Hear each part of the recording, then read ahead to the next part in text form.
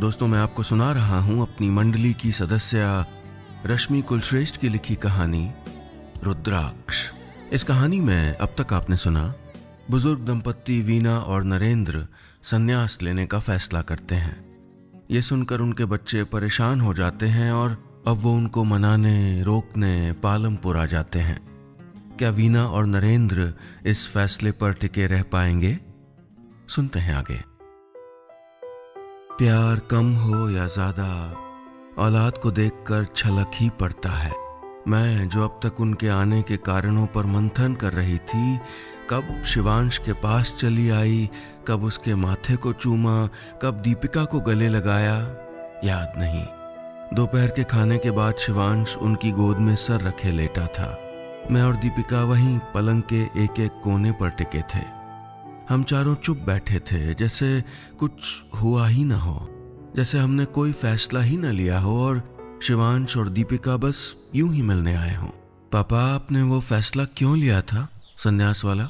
तभी शिवांश ने ये पूछकर सब कुछ याद दिला दिया। लिया था नहीं, लिया है, मैंने दुरुस्त किया। वो झटके से उठ बैठा और नरेंद्र का हाथ थामते हुए बोला, लेकिन क्यों? हमें आपके साथ की जरूरत है।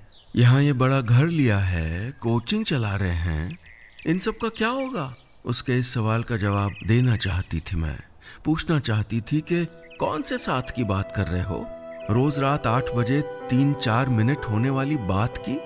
हमारे लिए तो एक ही कमरा काफी था, और कोचिंग हमारे शौक से ज्यादा मजबूरी है, लोन की मजबूरी। हमने सोच समझकर फैसला लिया है। मन में चलते द्वंद्व को ढकते हुए मैंने कहा, आप लोगों ने कभी सोचा कि लोग क्या कहेंगे? वो सोचेंगे नहीं कि बच्चों ने माँ बाप को आश्रम भेज दिया? बताइए पापा। शिवांश ने पूछा तो नरेंद्र को कोई जवाब नहीं सूझा। लाचारगी से मेरी ओर देखने लगे। मेरे पास भी इस सब का कोई जवाब नहीं था। बस मन तड़प रहा था ये सोचकर कि बच्चे हमें समाज की वजह से रोकना चाहते थे। सुबह, दोपहर, शाम, किसी दवा की खुराक की तरह बच्चों की दी जाने वाली हर दलील के साथ थोड़ा थोड़ा नरेंद्र उनकी तरफ हो रहे थे। देखा था मैंने इस घर को रेनोवेट करने की प्लानिंग में शामिल होते हुए, कोचिंग क्लासेस का इंफ्रास्ट्रक्चर बढ़वाने की बात करते हुए। आपका मन बदल रहा हो तो बता देना। एक रात सोते वक्त मैंने नरेंद्र से पूछा। उन्होंने कल लंच में क्या बनाऊंगी ये पूछकर बात बदल दी थी।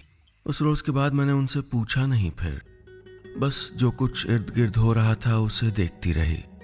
दीपिका रात को गुड़ वाला दूध बनाकर लाती, शिवांश नरेंद्र के साथ बाजार के काम करवाता। सब कुछ रियलिटी शोज में मिले किसी टास्क जैसा लग रहा था।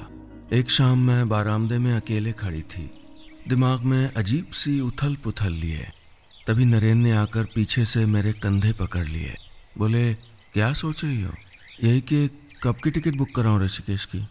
मैंने कहा, सब कुछ ठीक तो है ना, रहने दो ना। नरेंद्र ने ये कहा नहीं, लेकिन उन्होंने जिस अंदाज में अपनी ठोड़ी मेरे कंधे से लगाई, मुझे लगा कि वो यही कहना चाहते थे।